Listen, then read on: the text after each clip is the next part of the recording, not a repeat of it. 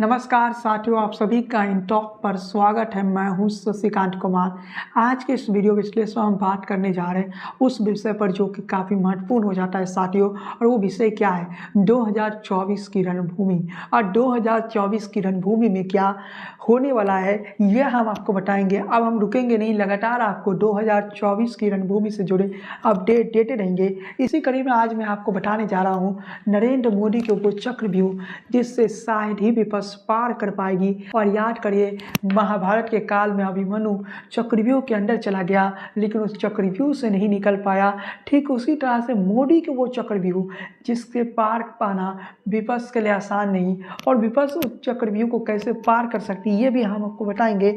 लेकिन सबसे पहले आपको बता दें कि बीजेपी के राष्ट्रीय कार्यकारिणी की बैठक हुई, और उस बैठक में 2024 में 50% वोट शेयर का टारगेट अमित शाह ने बीजेपी के कार्यकर्ताओं को दिया और राम मंदिर पर फोकस दिया। बीजेपी के कार्यकर्ताओं को कहीं ना कहीं निर्देश दिया कि राम मंदिर के दौरान राम मंदिर के लिए बीजेपी ने कितना संघर्ष किया, उन संघर्षों को जनता तक पहुंचाया जाए। लेकिन उससे पहले आपको एक सूचना देना चाहते हैं, और सूचना क्या है, ये मेरे हाथों में 24 की रणभूमि की पुस्तक है। और 24 की रणभूमि के पुस्तक को अगर आप लेना चाहते हैं तो बड़ा आसान है। अमेजोन पे जाइए, शशिकांत कुमार सर्च कीजिए, फ्लिपकार्ट पर जाइए, शशिकांत कुमार सर्च कीजिए, और 24 की रणभूमि के इस बुक को ऑर्डर कीजिए। 24 की इस रणभूमि के बुक में आपको वर्तमान राजनीति की परिस्थिति के साथ इतिहास और भविष्य की राजनीति की परिस्थितियों से रिव्यू करवाएगा। लेकिन उससे पहले आपको बता दें कि अमित शाह ने एक ऐसी बात कही जिसके बाद बीजेपी का असल उद्देश्य आपको समझ में आ जाएगा। अमित शाह ने बैठक में सभी पदाधिकारियों को बम्पर जीत का अंतर सुनिश्चित करने के लिए कहा, और अमित शाह ने पदाधिकारियों से कहा कि 2024 का जीत इतना बड़ा होना चाहिए कि विपक्ष लोकसभा चुनाव के बाद बीजेपी के उम्मीदवार के सामने खड़े होने की हिम्मत ना कर सके। यानी अमित शाह ने सीधे तौर पर अपने पदाधिकारियों को कह दिया, और ग्राउंड पर जो बीजेपी के कार्यकर्ता उन तक शायद ये मैसेज चला गया है कि इस बार जीत इतनी बड़ी होनी चाहिए कि विपक्षी प्रत्याशी आगे से बीजेपी के सामने खड़ा होने का हिम्मत ना करे। यह अमित शाह का मैसेज है कि देश अब उस दिशा की तरफ बढ़ जाएगा जहां एक ही दल होगा, वो बीजेपी होगा, दूसरा कोई दल नहीं होगा। इसी पर मैंने एक लेख लिखा था जो कि आपको मेरे वेबसाइट intoknews.com पर मिल जाएगा। आप intoknews.com पर भी सर्च कर सकते हैं। इसके अलावा 24 की रणभूमि के पुस्तक इसमें महत्वपूर्ण हो जाता है। जब मैंने 24 की रणभूमि में लोकतंत्र पर चर्चा किया तब ये मैंने बताया कि लोकतंत्र, एक मजबूत लोकतंत्र के लिए विपक्ष जरूरी है। लेकिन बीजेपी का क्या ये लक्ष्य है? क्या बीजेपी इस विपक्ष को पूरी तरह से समाप्त करना चाहती है? तो इसका जवाब भी मैंने इस बुक में दिया। क्या 2024 इस देश का अंतिम चुनाव साबित होगा? इसके बाद इस देश में कोई लोकसभा चुनाव नहीं होगा? क्या 2024 में अगर विपक्ष नहीं जीता तो 2024 के बाद इस देश में कोई चुनाव नहीं होने वाला है? अमित शाह भी अपने पदाधिकारियों को शायद यही संदेश दे रहे हैं जब वो सीधे तौर पे कह रहे हैं कि ऐसी जीत होनी चाहिए कि विपक्षी पार्टी खड़े होने की हिम्मत बीजेपी के प्रत्याशियों के सामने ना करे। तो इसका सीधा सा अर्थ समझ लीजिए कि इस बार का प्लानिंग क्या है बीजेपी का, और किस प्रकार से राम मंदिर हिंदुत्व का नारा से बीजेपी ने एक मेगा प्लान तैयार किया है। और वो प्लान क्या है? हिंदुत्व के नाम पर बीजेपी चुनाव लड़ेगी, और बीजेपी का उद्देश्य हिंदू राष्ट्र बनाने का है। ये बातें बीजेपी बनाएगी। विपक्षी पार्टी भी कह रही कि आखिरी चुनाव है, और इस चुनाव के बाद देश का विपक्ष का भविष्य नजर नहीं आता है। मेरा कुछ समय पहले का एक वीडियो आप लोकसभा चुनाव पर देख लीजिएगा। उस वीडियो में मैंने ये कहा, क्या 2024 के बाद मौजूदा विपक्ष जीवित भी बच पाएगी?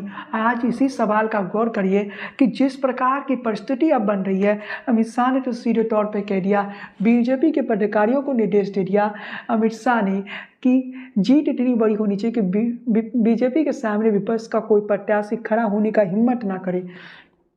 इसके अलावा राष्ट्रीय कार्यकारिणी की बैठक में और कई बातों पर चर्चा हुई, और उसमें राम मंदिर का जो उद्घाटन समारोह हो रहा है, प्रधान प्रतिष्ठा राम मंदिर का जो हो रहा है, व्यापक योजना तैयार की गई। बीजेपी एक बुकलेट जारी की जाएगी, और इसमें बताया जाएगा कि पार्टी ने राम मंदिर निर्माण के लिए कितना संघर्ष किया।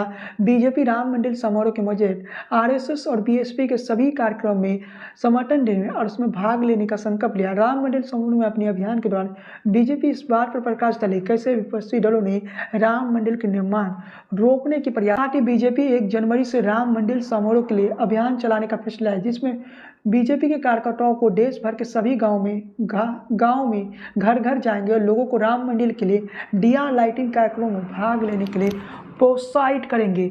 मतलब राम मंदिर पहला एजेंडा बीजेपी का है। मतलब आप समझ सकते हैं कि 2024 का जो चुनाव है, राम मंदिर के जरिए हिंदुत्व के एजेंडे पर बीजेपी लड़ेगी। और बीजेपी ने 2024 के चुनाव के लिए जो लक्ष्य है उसे डिसाइड कर लिया।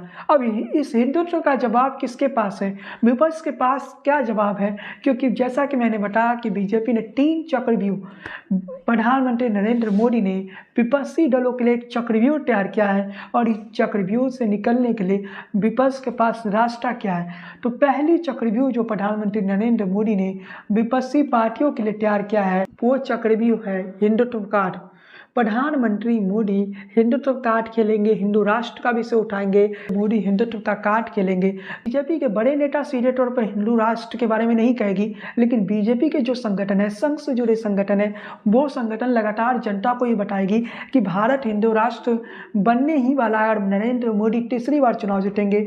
इसके अलावा बीजेपी ने एक मेगा प्लान तैयार किया है। 5 लाख मंदिरों में जिस दिन राम मंदिर का उद्घाटन होगा उस दिन 5 लाख मंदिरों में एक साथ लाइव टेलीकास्ट दिखाया जाएगा और 5 लाख से ज़्यादा मंदिरों में पूजा पाठ की जाएगी राम मंदिर के उद्घाटन के दिन। इसके अलावा देश भर में 6,40,000 गांव में राम मंदिर का उत्सव मनाया जाएगा। सोचिए बीजेपी ने कितना बड़ा और मेगा प्लान तैयार कर लिया। अब क्या विपक्ष के पास इसका जवाब है? विपक्ष क्या कर सकती है? तो विपक्ष इस सवाल का जवाब, विपक्ष हिंदुत्व का, नरेंद्र मोदी के इस हिंदुत्व का जवाब विपक्ष दे सकती है। और वो किसके जरिए दे सकती है? तो उद्धव ठाकरे वो चेहरा है जो इस हिंदुत्व कार्ड में, नरेंद्र मोदी के हिंदुत्व कार्ड का जवाब दे सकते हैं विपक्ष की तरफ से। और उद्धव ठाकरे को कहीं ना कहीं विपक्ष उन राज्यों में भेजेगी जहाँ हिंदुत्व की सबसे ज़्यादा हिंदी पट्टी के राज्यों में विपक्ष कहीं ना कहीं उद्धव ठाकरे की रैली करवाएगी और उद्धव ठाकरे के जरिए हिंदू वोटरों को अपने साथ जोड़ने की प्रयास करेगी। शिवसेना वो दल रहा है जो सीधे तौर पर कहता है कि बाबरी मस्जिद को गिराने में उसका हाथ है, यानी शिवसेना कभी इससे पीछे नहीं हटा। आज और विपक्ष के साथ है, कि शिवसेना इस विषय पर अलग नहीं है। शिवसेना कट्टर हिंदुत्व के लिए जानी जाती है। तो उद्धव ठाकरे के जरिए कहीं ना कहीं हिंदुत्व की उस राजनीति का तोड़ निकालने का प्रयास विपक्ष कर रही है। लेकिन यहाँ पर मैं एक बात स्पष्ट कर देना चाहता हूँ कि इस समय जो नरेंद्र मोदी का मैजिक चल रहा है, इस समय जो नरेंद्र मोदी की लहर चल रही और जिस प्रकार से बीजेपी के पास एक कैडर है, बीजेपी का खुद का कैडर है, बीजेपी दुनिया की सबसे बड़ी पार्टी है, तो इसके लिए संघ से जुड़े कई ऐसे संगठन हैं जो हिंदूवादी संगठन है, जो बीजेपी के लिए छुपा प्रचार का काम लोकसभा इलेक्शन के दौरान करेगी और इसमें कोई इनकार नहीं करता। और जनता में ये मैसेज जाता है कि राम मंदिर बनाने वाला नरेंद्र मोदी है। तो कहीं ना कहीं हिंदुत्व की जो राजनीति है उसमें बीजेपी मजबूत दिख रही है। और दूसरा चक्रव्यूह जो नरेंद्र मोदी का है वो हम आपको बताते हैं। चक्रव्यूह नंबर 1 बता दिए। चक्रव्यूह नंबर 2 क्या है नरेंद्र मोदी का, तो समझ लीजिए। चक्रव्यूह नंबर 2 नरेंद्र मोदी का डबल इंजन है। डबल इंजन शब्द आपने कई बार सुना है, लेकिन डबल इंजन की सरकार कहाँ कहाँ ये भी जान लीजिए। डबल इंजन की सरकार आपको एमपी में मिल जाएगा। वहाँ लोकसभा की कितनी सीटें हैं, तो 29 सीटें हैं। इसका गुजरात में डबल इंजन की सरकार है, वहाँ भी 26 लोकसभा की सीटें हैं। हरियाणा में डबल इंजन की सरकार है, वहाँ 10 सीटें हैं लोकसभा के। असम में डबल इंजन की सरकार है, वहाँ पर 14 लोकसभा सीटें हैं। उत्तराखंड में डबल इंजन की सरकार है, वहाँ पर 5 सीटें हैं। छत्तीसगढ़ में डबल इंजन की सरकार है, वहाँ पर 11 सीटें हैं। राजस्थान में डबल इंजन की सरकार है, वहाँ पर 25 सीटें हैं। यूपी में डबल इंजन की सरकार है, वहाँ पर 80 सीटें हैं। ये वो राज्य है जहाँ पर डबल इंजन की सरकार है। टोटल सीटें कितनी हो जाती है? 248 प्लस। इन 248 सीटों को नरेंद्र मोदी अगर 230 भी जीत जाते हैं तो नरेंद्र मोदी को कोई नहीं रोक सकता है देश के प्रधानमंत्री लगातार तीसरी बार बनने से। मोदी मैजिक की जब बात आती है तो वो विधानसभा चुनाव में अगर चल सकते हैं तो लोकसभा का चुनाव उतना मुश्किल नहीं है नरेंद्र मोदी को जीतना। ये मैंने कल के वीडियो में आपको बताया था। बीजेपी को रोकने का मेगा प्लान तैयार करा है नीतीश कुमार। कहते हैं 50 सीटें भी बीजेपी को घटा देते हैं तो नरेंद्र मोदी देश के प्रधानमंत्री नहीं बन पाएंगे। लेकिन क्या इंडिया गठबंधन वो कर सकती है? आज की तारीख में इंडिया गठबंधन के पास वोट शेयर जो है वो कहीं ज़्यादा है, बीजेपी से कहीं ज़्यादा है। इंडिया गठबंधन बंगाल, बिहार, महाराष्ट्र और उत्तर प्रदेश में कहीं ना कहीं मजबूत है। योगी आदित्यनाथ के रहने के बाद भी अगर उत्तर प्रदेश में इंडिया गठबंधन मजबूत है तो इसके दायरे आप समझ सकते हैं।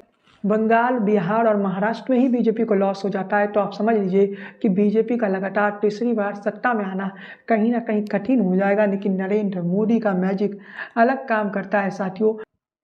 अब हम चक्रव्यूह नंबर 3 पर जाते हैं। जो मोदी का चक्रव्यूह है वो नंबर 3 क्या है? ईडी और आईटी, इनकम टैक्स और ईडी, ये दो चीज़ है जिसका इस्तेमाल नरेंद्र मोदी की सरकार खूब करती है। सीबीआई का इस्तेमाल अब उतना नहीं होता है, कई राज्यों में सीबीआई पर बैन लग गया। इस कारण से ईडी और इनकम टैक्स का तो आसानी से इस्तेमाल हो जाता है। और ईडी और इनकम टैक्स का तोड़ शायद इंडिया गठबंधन के पास अभी तक नहीं है। जैसे छत्तीसगढ़ और राजस्थान में आपको ये देखने को मिला होगा किस प्रकार की ईडी और इनकम टैक्स का छापा लगातार इलेक्शन के दौरान भी पड़ रहा था। अभी तक ये परंपरा थी कि जब चुनाव शुरू हो जाती तो ऐसे इनकम टैक्स का छापा नहीं पड़ता था, लेकिन वोटिंग से 2 दिन 3 दिन पहले भी इस बार इनकम टैक्स का छापा पड़ा, ईडी का छापा पड़ा है। और प्लान क्या है नरेंद्र मोदी का, तो समझिए नरेंद्र मोदी ने एक मेगा प्लान बनाया कि ईडी और इनकम टैक्स का इस्तेमाल वो चुनाव के दौरान भी करेंगे और उस दौरान भी विपक्षी पार्टियों के खिलाफ वो इसका इस्तेमाल करेंगे। और वो इस्तेमाल इस प्रकार से होगा, विपक्षी पार्टियों का पैसा जो है चुनाव फंडिंग होगा, उन पैसों पर इनकम टैक्स का छापा पड़ेगा। ईडी उन विपक्षी नेताओं को नोटिस भेजेगी जिस पर कोई ना कोई घोटाला का आरोप लग गया, जैसे कि आप तेजस्वी यादव को देख सकते हैं, केजरीवाल को देख सकते हैं। इन लोगों को ईडी कहीं ना कहीं परेशान करने का प्रयास करेगी। ईडी और इनकम टैक्स का क्या कोई जवाब इंडिया गठबंधन के पास है? ऐसी खबर सामने आ रही है कि इंडिया गठबंधन इसका एक तोड़ खोज लिया है। इंडिया गठबंधन ने एक लीगल टीम तैयार कर लिया। अगर इलेक्शन कैंपेन के दौरान या वोटिंग के दौरान ईडी और इनकम टैक्स का इस्तेमाल किया गया तो उस वक्त इंडिया गठबंधन का जो ये लीगल टीम है, ये टीम सुप्रीम कोर्ट में जाएगा और इसे रुकवाने का प्रयास करेगा तब तक के लिए जब तक चुनाव संपन्न ना हो जाए। ये इंडिया गठबंधन का प्लान है। इसके अलावा इंडिया गठबंधन और भी कई प्लान बना रहा है, जैसे 1 to 1 का मुकाबला होगा। इसमें एक बीजेपी का प्रत्याशी होगा, एक इंडिया गठबंधन का होगा। और ये जो मुकाबला होगा करीब 400 या 450 सीटों तक रहेगा, जहाँ बीजेपी के कैंडिडेट के सामने एक इंडिया गठबंधन का प्रत्याशी खड़ा होगा। इससे क्या होगा कि वोट नहीं बटेगा, जो इंडिया गठबंधन का वोटर है वो ना बटे। इसके लिए इंडिया गठबंधन ने प्लान बनाया है और इस प्लान के मुताबिक इंडिया गठबंधन आगे की रणनीति बना रही है और कहीं ना कहीं हिंदुत्व की लहर बनाने की प्रयास कर रही है, हिंदू राष्ट्र का लहर बनाने की प्रयास कर रही है। बीजेपी एक नई रणनीति बनाया और वो रणनीति क्या है कि राम मंदिर और हिंदुत्व के जरिए हिंदू वोटरों को एकजुट किया जाए और इसका नुकसान विपक्ष को उठाना पड़ सकता है। 24 का जो मुद्दा होगा, चुनावी मुद्दा, वो इस किताब में लिखी गई वो बात सच साबित हो गई। इसी किताब में सबसे पहले लिखा गया था कि 2024 का मुद्दा हिंदू राष्ट्र होगा। 2024 का मुद्दा हिंदुत्व होने जा रहा है। 2014 में नरेंद्र मोदी मुद्दा थी, 2019 में राष्ट्रवाद मुद्दा बना, लेकिन 2024 में हिंदू राष्ट्र मुद्दा बनेगा, हिंदुत्व मुद्दा बनेगा। इसलिए अभी आप इस किताब को ऑर्डर कर लीजिए। अमेजोन पर जाइए, सर्च कीजिए शशिकांत कुमार। फ्लिपकार्ट पर जाइए, सर्च कीजिए शशिकांत कुमार। वहाँ आपको 24 की रणभूमि मिल जाएगा। 2024 के चुनाव से पहले आपको काफ़ी कुछ जानने को मिल जाएगा। खैर साथियों, आज की इस वीडियो को हम समाप्त करते हैं। आज की इस वीडियो को समाप्त करने से पहले एक बार फिर से मैं बता देना चाहता हूँ कि अभी 24 की रणभूमि में एक खास डिस्काउंट ऑफर आया है। केवल 167 रुपये में ये बुक मिल रहा है। तो अमेजोन पर जाइए, फ्लिपकार्ट पर जाइए, बुक को ऑर्डर कर लीजिए। इसके साथ ही आज की इस वीडियो में बस इतना ही। वीडियो पसंद आई हो तो लाइक कीजिए, शेयर कीजिए। आपको क्या लगता है, क्या 2024 में बीजेपी की सरकार बनेगी या फिर नहीं, ये हमें कॉमेंट बॉक्स में बताइए। चैनल पर पहली बार आए तो सब्सक्राइब कर लीजिए, बेल आइकन की घंटी को बजाना बिल्कुल ना भूलिए। फेसबुक पेज को फॉलो कीजिए, लाइक कीजिए, बने रहिए इन टॉक के साथ। जय हिंद, वंदे मातरम।